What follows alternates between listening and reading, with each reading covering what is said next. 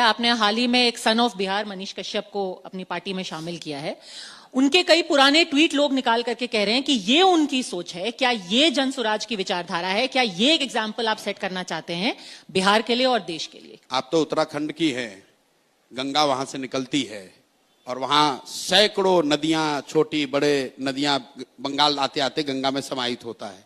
तो क्या हम लोग गंगा को कोई दूसरा नदी कहने लगते हैं? भाई, जन स्वराज इतनी बड़ी विचारधारा है, इतना बड़ा परिवार है कि उसमें सब लोग आकर समाहित हो सकते हैं। अब ये बात, अब उन्होंने ये बात जो है कि बातें क्या कही हैं, कुछ ऐसी बातें जो मैं अभी बोल भी नहीं सकती। मैं उस पे आ रहा हूं। मान लीजिए कि मनीष कश्यप ने मुझे ही गाली दी, तो क्या उनको सुधरने का, मुख्यधारा में आने का, सही काम करने का रास्ता देना चाहिए कि हमको उन्हीं रास्ते पर छोड़ देना चाहिए कि वो जिहादी बन जाएं? आप बताइए कि अगर 20 साल 22 साल के लड़के को कोई सोशल मीडिया के जरिए उसको हिंदू मुस्लिम के उन्माद के लिए इस्तेमाल कर रहा है, तो आपका या मेरा फर्ज क्या है? जन स्वराज की बात छोड़ दीजिए, अगर वो व्यक्ति सुधरना चाहता है या अपना रास्ता बदलना चाहता है, तो क्या उसको अवसर दिया जाना चाहिए कि हम लोग को कहना चाहिए नहीं, जो कर रहे हैं यही करते रहो, मतलब समाज में उन्माद फैलाते रहो? मतलब जो आदमी 1 महीना पहले तक भारतीय जनता पार्टी में था, उस वक्त तो उन्मादी था, अब उनका पूरा विचारधारा बदल गई। अब उनका एकदम माइंड चेंज। मैं ये नहीं कह रहा हूं, आपने किसी समुदाय विशेष के लिए ये आपने कहा कि उनके ये टिप्पणी है,